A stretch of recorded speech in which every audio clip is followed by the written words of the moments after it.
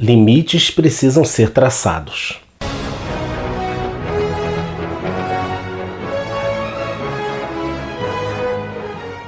Olá! Bem-vindo ao Fantasma Brasil! Walker's Line é uma aventura escrita por Mike Bullock e com ilustrações de Carlos Magno. Foi lançada em 2007 nos números 14 e 15 da série publicada pela Moonstone Books. A história começa com o pequeno Kit Jr. brincando com um filhote de tigre e lamentando o fato de que sua mãe não voltaria, afinal ela fora morta pelos caçadores. Kit pergunta para o filhote de tigre, de nome Ares, se ele iria matá-los.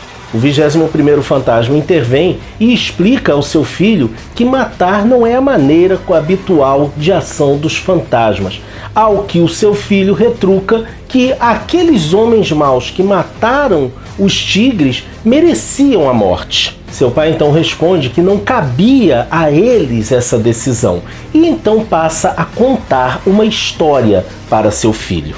Antes de continuar, já aviso que essa história está gratuitamente disponível no blog Fantasma Brasil. Então você pode conferir a história e depois vir aqui para ouvir o que a gente tem a dizer sobre ela. Quase um ano após a morte de seu pai, o 21º fantasma obteve uma pista do paradeiro de seu assassino. E aqui é interessante que a história do Mike Bullock se comunica com o cânone, porque ele estava buscando o assassino do seu pai, entre outras coisas, para recuperar o cinturão que pertencera ao 20º fantasma e que fora roubado pelo seu assassino. Isso é algo que pertence ao cânone oficial do fantasma. Uma determinada pista o leva até a América, mas infelizmente essa pista não deu em nada. Ele resolveu então aproveitar para visitar os seus tios, a tia Bessie, que era irmã de sua mãe, e o seu marido, o tio Efraim, que são os dois que receberam o jovem Kit Walker, futuro 21º fantasma, quando ele foi educar-se na América. Ao chegar a Clarksville, o 21º fantasma descobre que sua tia Bessie está internada no hospital.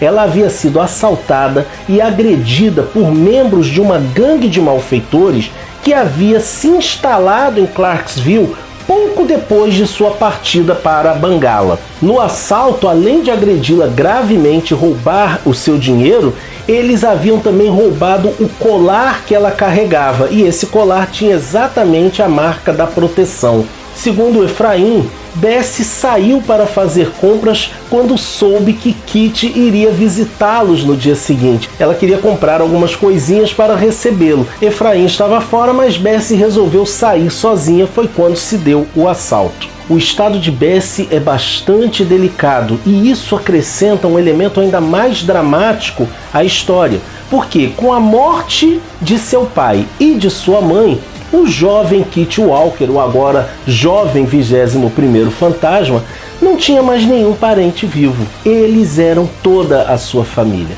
E isso causa nele uma profunda tristeza. Efraim, usando de um tom enérgico e assertivo que ele sempre teve, fala para Kit não ficar pensando bobagem, não ficar se sentindo culpado, e diz para ele sair para dar uma volta e esfriar a cabeça. Nessa volta que Kit vai dar pelo hospital, ele acaba vendo um rapaz que chega baleado, machucado, que foi atacado pela tal gangue, e sentado lá nas cadeiras, ele conversa com um senhor que vai falando, de que aquela cidade já foi uma boa cidade para viver, agora estava tudo de pernas para o ar por causa daquele bando de malfeitores. E esse senhor diz uma frase que mexe com Kit. O que essa cidade precisa é de um tigre para caçar esses chacais. E então o 21º fantasma percebe. Ele realmente não podia fazer nada para ajudar a tia Bessie naquele momento, mas ele podia fazer algo pela cidade. E ele começa uma verdadeira luta contra aquela gangue. Ele vai atacando membros da gangue, geralmente no momento em que eles estavam assaltando pessoas. Então, por exemplo, ele pega lá um grupo que estava assaltando dois rapazes com as suas respectivas namoradas e os caras queriam levar as moças. É quando o fantasma intervém e manda não encostar uma pata nas meninas. E, gente, essas sequências do fantasma atacando os malfeitores são sequências realmente realmente sensacionais. São sequências muito interessantes, porque ele está irado com o que fizeram com a cidade onde ele passou parte de sua vida. E há um detalhe, a cada sujeito da gangue que ele ataca, ele pergunta pelo colar da sua tia e mostra a marca da proteção que tem no anel, perguntando quem está com o colar que tem essa marca. E em todas as sequências nós vemos esse mesmo modus operandi do fantasma. Ele está quase que descontrolado, ele está com muita raiva, ele vai pegando todos esses criminosos e tentando descobrir quem estava com o colar com aquela marca, quem roubou a senhora que estava perto do mercado. Só que o que ele não contava é que o membro da gangue que havia roubado o colar ouviu ele perguntando isso para um dos outros criminosos. O fantasma inclusive chega a levar um golpe duro na cabeça e fica desacordado. Enquanto isso, aquele criminoso que havia roubado sua tia vai até o hospital para fazer-lhe uma visita. E é assim que termina a primeira parte da história. A segunda parte começa com o fantasma recuperando a consciência e terminando de derrotar aqueles criminosos que estavam assaltando um casal no parque e que estavam prestes a violentar a moça. Saindo dali, o fantasma reflete que ele estava com toda aquela ira armazenada, com toda aquela raiva, mas não era exatamente pelo colar que haviam roubado de sua tia. Não era apenas por terem agredido a sua tia, mas por terem feito da cidade que ele também amava aquele verdadeiro inferno. Ele então volta para o hospital à noite para fazer uma visita fora de hora para a tia Bessie. E ele pede que ela não o deixe, ele chora porque ela é parte da sua família, ela é toda a família que lhe restou. É nesse momento que uma enfermeira avisa que o horário de visita já havia acabado e que ele deveria sair. Ao chegar ao saguão do hospital, ele vê um dos membros da gangue, exatamente aquele que havia escutado ele perguntando pelo colar, subindo o elevador. E ele se desespera. Ele corre pelas escadas e corredores do hospital e entra no quarto no exato instante em que aquele criminoso estava cortando o tubo de oxigênio de sua tia. Ele se lança contra o marginal, os dois caem pela janela e continuam uma luta impressionante na calçada. E aí nós temos um momento em que o sujeito fala para ele: eu vou sangrar você aqui e enquanto você estiver aqui morrendo eu vou subir e vou dar cabo da velha. Os gritos dela vão ser a última coisa que você vai ouvir. Nós conhecemos que existe um velho ditado da selva que diz: nunca ameace o fantasma. Nosso herói se lança com todas as suas forças contra aquele criminoso e vai dizendo: eu sou o espírito que anda, o homem que não pode morrer, mas na sua viagem para o outro lado, você vai se lembrar de mim como o fantasma. E, gente, isso não é o suficiente para assustar esse sujeito. Ele continua fazendo ameaças, dizendo: se você fosse me matar, você já teria feito, você não vai fazer. E sabe o que eu vou fazer? Eu vou matar a velha e talvez eu ainda me divirta um pouco com ela. E ele começa a ameaçar de violentar a tia Bessie. Nesse momento, o fantasma saca da arma e dispara. E nós vemos a pergunta do jovem Kit: você o matou? E então a cena volta para o ponto de vista do fantasma.